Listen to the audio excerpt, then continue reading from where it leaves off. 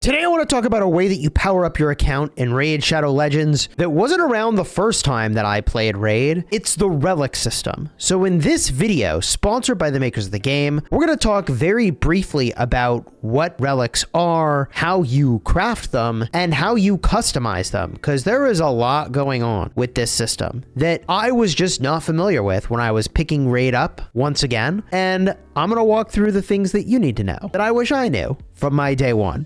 And I suppose you don't exactly need it on day one, but let's talk about it. There's a new tab over here. This is where your relics go. You can see I've got some relics equipped to different champions here, and each relic does a couple things. You can see it's offering me some stats, and it's also offering me an effect, and also there are gems. Gemstones, technically, that can get socketed in that give additional effects. Like you can see here, turn meter increase effects are 10% more effective on the wearer. Wow. I mean, guys, you can do some things with the relic system in Raid Shadow Legends. Now, I have obtained a number of these, and you may be wondering, Chisquel, how did you get them? The way that I got them is at the Forge, and you can see there's a relic crafting section. By the way, thank you again to the makers of the game, as I mentioned, for sponsoring this video. You can use my download link down below for the absolute best possible start in Raid Shadow Legends. So if you are returning to the game and you're looking at this wondering like, hey, this is kind of neat, I kind of want to play again,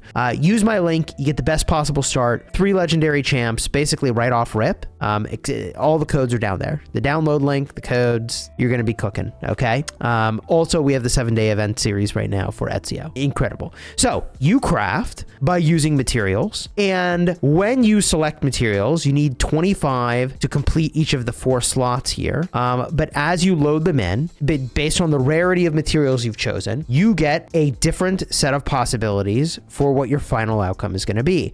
I think you want to use pretty much all the same rarity with each other. I don't know that you want to mix rarities like I have, but just like your regular artifact forging where there's sort of like different sets you can do, for relic crafting, there's different groupings of rewards that you can get. The Chimera relics, the Clan relics, the Grim Forest relics, the Wings of Winter relics, and there are just general relics as well. So as soon as I start doing Wings of Winter, you can see here that I've got a 50-50 split of general and the Wings of Winter relics being what I get, okay? And the rarity chance is displayed up top over here. And if I hit info here, you can see it's standard, right?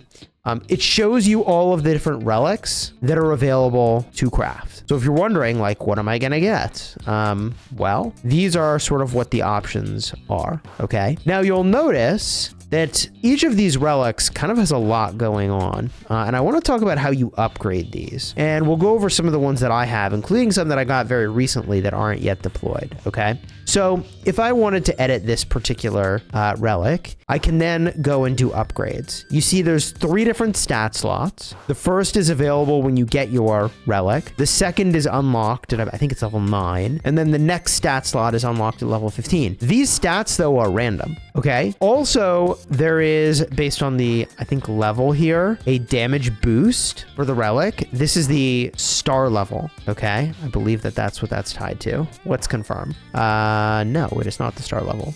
Oh, wait. Oh, yeah. Hold on. Okay, yes. It is the star level. I was like, Chad, am I losing my mind? What is going on here? Yeah. And that boost changes depending on what relic you've got. All right. And when I go to upgrade, there's several things that I can do. The currency that you're using is right over here, Starstone. And I can increase the level here only to a point. Every time you reach, I think it's 3 level upgrades, you need to do a star level increase to go any further. So the star level increases are what you need to do in order to get past certain levels. That's upgrading rank. To upgrade rank, you need to have a sacrifice of other relics of the same star level. So to get past 4 stars up to 5, I need 4 4-star relics. Just like how you have chickens, I can use this material as an alternative, and I could rank this up if I wanted to. No, I'm not going to do that right now. I've got a lot of thinking to do based on some polls that I did recently. But yeah.